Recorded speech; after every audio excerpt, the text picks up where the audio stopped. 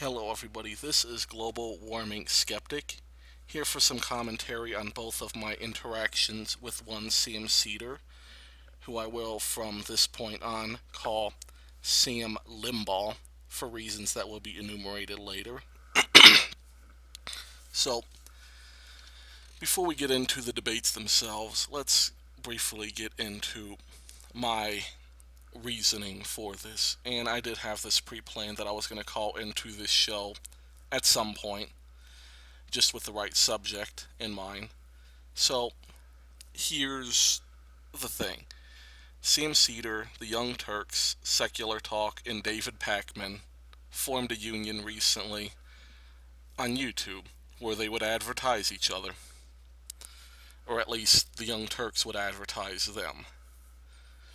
And so I just wanted to get on this show knowing that they were going to get this unified YouTube media thing. Just kind of pick his brain. He's been around for a while. He appeared on Keith Olbermann's Countdown a couple years ago. I just want to see how he would react to a smart conservative calling in with facts, sources, and knowledge to back up his arguments.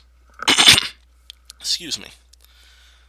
And I called in with the expectation that I was going to get taught a lesson, either in communication or the facts. He was going to get taught a lesson, perhaps a viewpoint different from his own.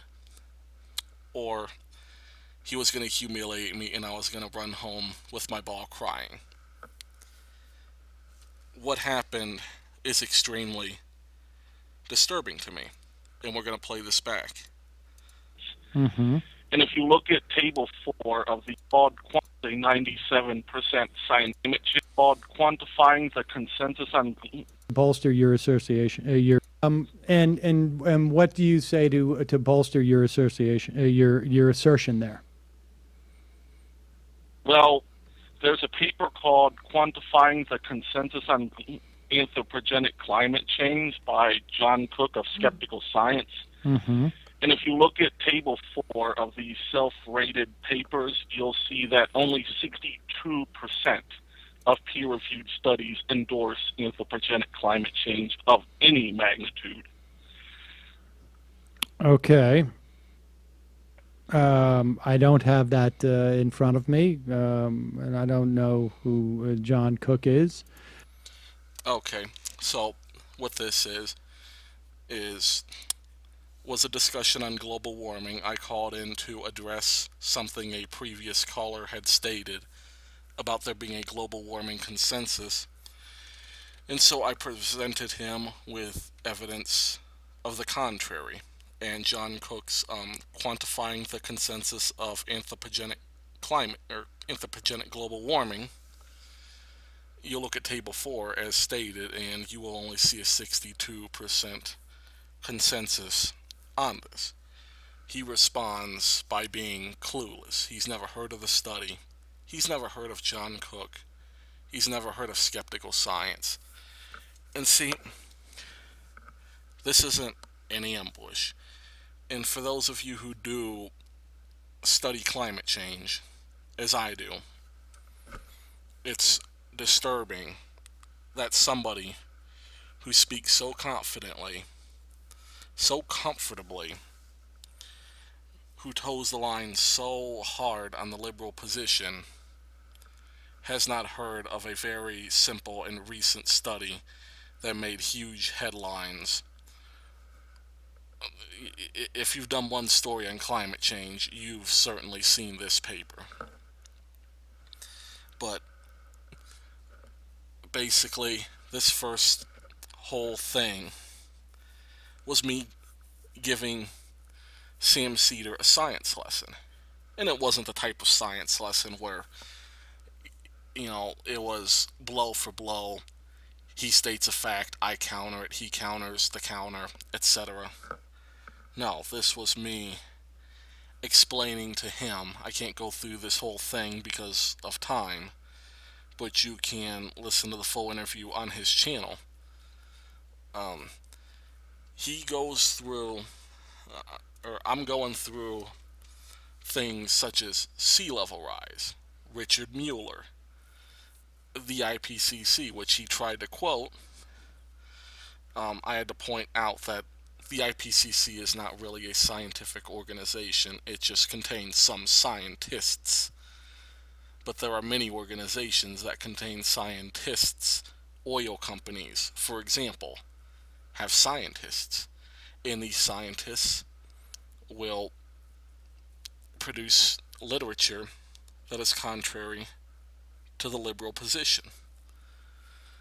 And so I'm schooling him on these things, budgetary issues, etc. And I get nothing from him. No valid argument. He goes over rhetoric. Now, of course, he's a radio host, so he has to characterize me as a conservative, inaccurately stating I said that climate change was a hoax. I never said that. And so,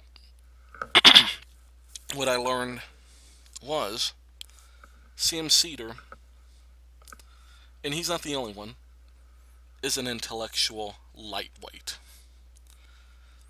I am not pleased to say that. I'm embarrassed for him, for somebody who speaks so confidently, to be an intellectual lightweight, but I don't have a choice. That's what it amounted to.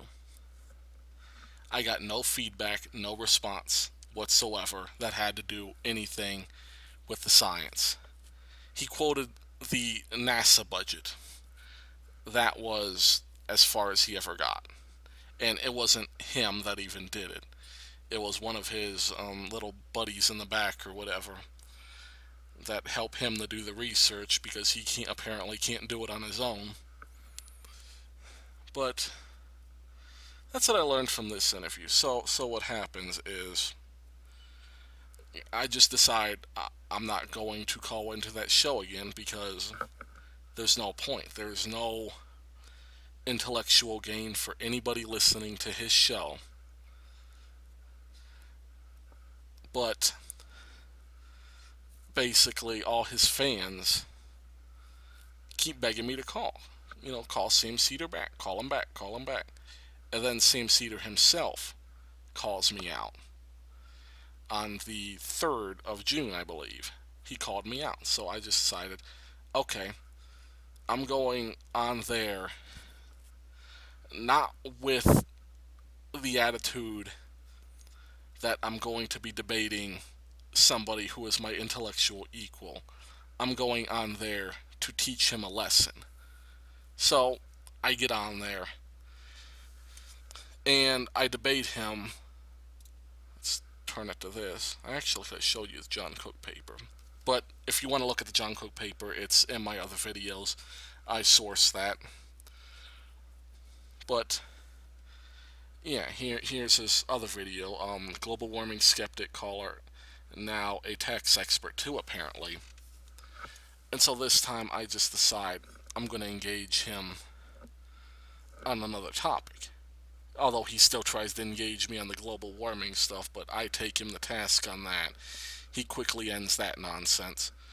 So I debate him on taxes, because he once claimed that a 90% tax rate on the rich was a, quote, sane policy. And so I just decided to hook him in on that, make sure he still agreed with that position, which he did. I point him to the Tax Policy Center, shown right here, of all the data in constant $2009 of, say, 1964, right here, income $735 million. This is in millions. Or this is in billions, excuse me. I'm sorry, it's in billions. $735 billion, 1964.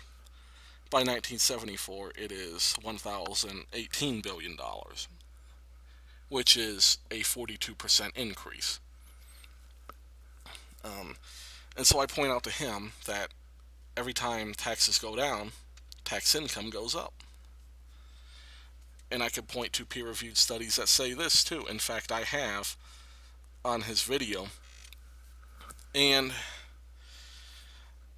he points to the fiscal situation in Kansas, a single state based on the previous 2 years of taxes. Look at this wealth of data I have here, including projections. This wealth of since 1940 all the way up through 2014 of just receipts and outlays, no spin, no rhetoric, no cherry picking. It's just the data. And it even has the composite deflator if you disagree with that. And so, what you have is a guy who does not understand even how to do the most basic of statistics. That's called cherry picking, folks. You pick out a single tiny slice of data and you apply it to the whole. Like in the 1980s, tax income goes up substantially all the way up through 1990. 1990, by the way, those 28% taxes. I believe those taxes came into being in 1987. The tax rate went from 40% to 28%. As usual, up goes taxes. 93 hits, and that's the only exception to this rule, basically. But you had dot-com boom, and also you had an abnormal amount of GDP in revenue, which is why you have extremely high GDP tax ratios. It doesn't mean taxes are necessarily getting better. It just means a greater proportion of the country is based on liquid assets, and that is purely a result of the dot-com boom. But anyhow, that's starting to get off track. The main point I'm trying to make is Sam Seder never had an argument. He never had data. He didn't have any sources. He didn't have any logic other than Kansas. That's basically what it was. Kansas, and Arthur Laffer is a tax advisor for Sam Brownback. It doesn't matter. It's still one state. I don't care. Just because you base your economy on a Laffer curve, it does not mean that you're going to have the right tax.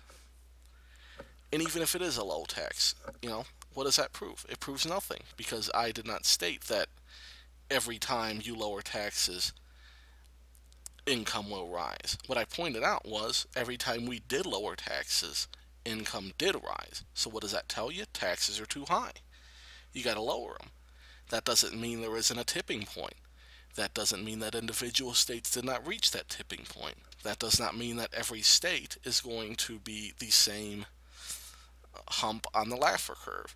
Some states will pay more in taxes. Some states will pay less. It depends on the income breakdown of your country. But we're over 14 minutes. I just wanted to give a brief rundown. Thank you all for listening. God bless.